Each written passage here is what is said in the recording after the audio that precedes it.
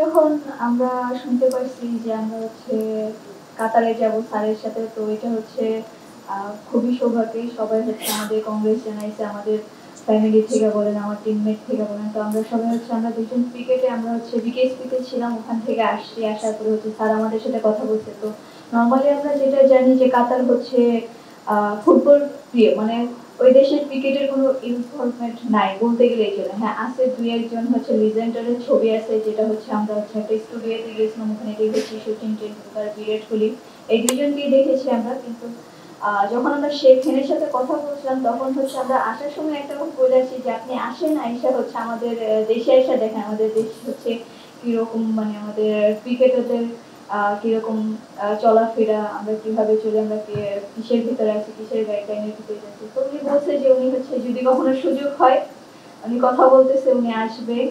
আর তাছাড়া হচ্ছে আমাদের মেন, বিশেষ করে আমাদের মেন নিয়ে ছিল যে ওই দেশের ক্রিকেটটা কোনোভাবে সচল করা যায় কিনা, আমরা ওইটা নিয়ে কথা বলছিলাম ওনার সাথে।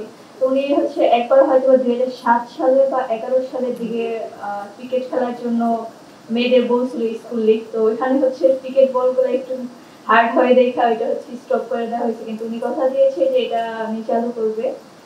তারপরে হচ্ছে আমরা হচ্ছে স্টেডিয়ামে গিয়েছি, তারপরে অডিটরে গিয়েছি।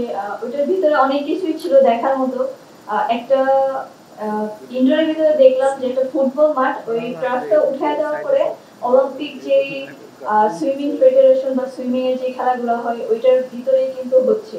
তো হচ্ছে ওরা প্রপার ইউজ করতেছে, যে কতটা আগে গেছে, যে প্রপার ইউজ করতেছে যে একটা ফুটবল মাঠ, ওইটা হচ্ছে পিচ কভারটা উঠিয়ে দিয়ে ওখানে হচ্ছে সুইমিং, তারপরে হচ্ছে অন্যান্য টেবিল টেনিস, বাস্কেটবল খেলাগুলো হচ্ছে। আর ওখানকার হচ্ছে যে স্টুডেন্টদের দেখলাম যে একটা একাডেমিতে ফুল স্কলারশিপ, আর ওদের মনে হইতেছে যে ওরা শ্রীলঙ্কা আবারও রপ্তানিতে শীর্ষে। এখন মনে হইতেছে ওরা পড়তে যাবে, ওরা স্কুলে যেতেছে, ওরা বের হইতেছে, ওরা মাঠে যেতেছে। আমার মনে হচ্ছে খাওয়া দাওয়া করবে। তো ওদের কোনো এমন না যে আমাদের দেশে যেরকম 10টা থেকে 2টা পর্যন্ত ক্লাস করা লাগবে, এরকম কোনো বাধ্যবাধকতা ওদের ভিতরে নাই। ওদের মনে হইতেছে যে ওরা এখন যাবে, তাই যাচ্ছে, আসতেছে, নিজেদের লাইফ লিড করতেছে। আর ওখানকার সবকিছু অনেক সুন্দর ছিল। ফার্স্ট টাইম আমরা ক্রীড়াবিদ চারজন যে প্রধান উপদেষ্টা স্যারের সাথে সফর সঙ্গী হয়েছি। তো অনেক ভালো লাগতেছে যে এখানে যাওয়ার পরে আমরা 8-9টা প্রোগ্রাম ছিল, সেখানে আমরা কাতার ফাউন্ডেশনের সিওর সাথে আমরা দেখা করি। তিনি আমাদেরকে আশ্বাস দিয়েছেন, আমরা আমাদের সব কথা খুলে বলেছি যে আমাদের কি কি ফ্যাসিলিটিস লাগবে। স্পেশালি আমরা যখন ইনজুরি হই, খেলোয়াড়দের একটা আমাদের বাংলাদেশে তেমন একটা ফ্যাসিলিটিস থাকে না। তো ওনারা বলছে যে হচ্ছে এখানে নেইমাররা, রোনালদোরা ইনজুরি বিষয় নিয়ে ওনারা হচ্ছে কাজ করে। নেইমারদের হচ্ছে ইনজুরি যখন হয় তখন ওনারা এখানে এসে হচ্ছে ওনারা ইনজুরি করে। তো এগুলা নিয়ে কথা হয়েছিল যে আমাদের দেশে যেহেতু এত বেশি ফ্যাসিলিটিস নেই ইনজুরিটা, তো এটা নিয়ে বলা হয়েছে। তো উনি বলছে যে চেষ্টা করবেন যে উনি যেন এই বিষয়গুলা মানে তুলে ধরে তারপর যেন ওনারা যেন কাজ করতে পারে। আর অনেক বিষয় বলা হয়েছে, যেহেতু আমাদের স্পেশালি যে আমাদের মাঠ নাই, মেয়েদের ফুটবলারদের একটা ভালো একটা মাঠ নাই, মাঠের কথাও বলা হয়েছে, অনেক কিছু বলা হয়েছে। তো আমাদের স্পোর্টস নিয়ে আসলে বলা হয়েছে শুধু নট অনলি ফুটবল, সব খেলা নিয়ে সব বিষয়ে যারা অ্যাথলেট আছে সব বিষয়ে বলা হয়েছে। তো তারপরে আমরা ঘুরে দেখি এডুকেশনাল সিটি স্টেডিয়াম, সেখানে হচ্ছে কোয়ার্টার ফাইনাল হয়েছিল রোনালদোর পর্তুগাল ভার্সেস মরক্কো না কোন টিম জানি না শিওর, কিন্তু ফ্রান্সের পর্তুগালের এখানে ম্যাচ হয়েছিল কোয়ার্টার ফাইনাল। সেখানে আমাদের দেখা মানে দেখে অনেক ভালো লাগছে যে হচ্ছে ওনাদের ড্রেসিং রুমে ঢুকছি তখন ওনাদের নাম দেখছি। তো অনেক ভালো লাগছে, নতুন একটা এক্সপিরিয়েন্স হয়েছে, অনেক বড় অভিজ্ঞতা। তো তারপরে আমরা হচ্ছে একটা পিএসজির একটা ছোট ক্লাবে গেছি, যেহেতু কাতারের ন্যাশনাল টিমের হচ্ছে মেয়ে নাই, ওনাদের ন্যাশনাল টিম নাই। তো আন্ডার 12 থেকে 17 পর্যন্ত ওদের একটা একাডেমি আছে পিএসজি, সেখানে আমরা ঘুরে দেখি, ওনাদের সাথে একটু আমরা 10 মিনিট মতো খেলি। তো ওরা অনেক ইন্সপায়ার হয়েছে, তো আমাদের অনেক ভালো লাগছে। তারপরে আমরা হচ্ছে গেছি লোসাইল স্টেডিয়ামে। তো লুসাইল স্টেডিয়ামে আপনারা জানেন যে ফাইনাল ম্যাচ হয়েছিল আর্জেন্টিনা ভার্সেস ফ্রান্স। তো এটা তো অনেক বড় মানে ব্যাপার যে ওনারা যেখানে ড্রেসিং রুম শেয়ার করে সেখানে আমরা গেছি, তারপরে অনেক কিছু দেখলাম ওনাদের। তারপরে আমরা হচ্ছে আমাদের ঘুরে দেখানো হয়। তারপরে আমাদের যে এখানে রয়্যাল ফ্যামিলি আছে, রয়্যাল ফ্যামিলিরা যেখানে বসে সেখানে আমাদের ঘুরে দেখানো হয়। এখানে বলে কেউ ঢুকতে পারে না, কিন্তু আমাদের ঢুকতে দিয়েছে, এই জন্য আমরা অনেক খুশি যে ওনাদের এখানে বসে আমরা মানে একটু কিছুক্ষণ মুহূর্ত আমরা ছবি টবি তুলেছি। তো অনেক ভালো লাগতেছে। তারপরে হচ্ছে আমরা গেছি হচ্ছে অলিম্পিক মিউজিয়ামে, স্পোর্টস মিউজিয়াম। এইখানে মানে বিভিন্ন দেশের লিজেন্ডের ছবি, তারপরে ওনাদের জার্সি, এগুলো সব কিছু দেখানো হয়। তো অনেক ভালো লাগছে। এক্সপেয়ার একাডেমিতে গেছি, এখানে তো ইনডোর আছে, তারপরে আউটডোরও আছে।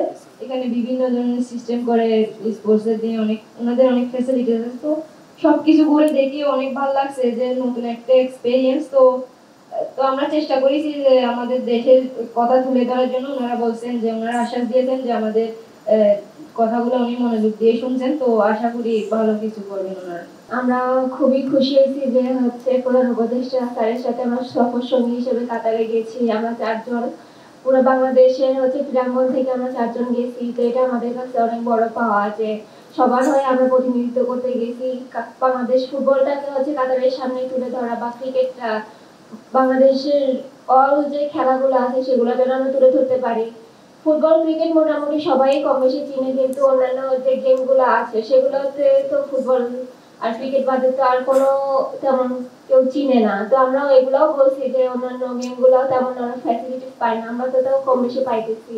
তো ওনারা আমাদেরকে আশ্বাস দিছে যে অবশ্যই আমরা এটা দেখবো, তোমাদের ওখানে হচ্ছে যা যা লাগবে আমাদেরকে বলবা, আমরা অবশ্যই চেষ্টা করবো তোমাদের সাথে হচ্ছে কাজ করার জন্য।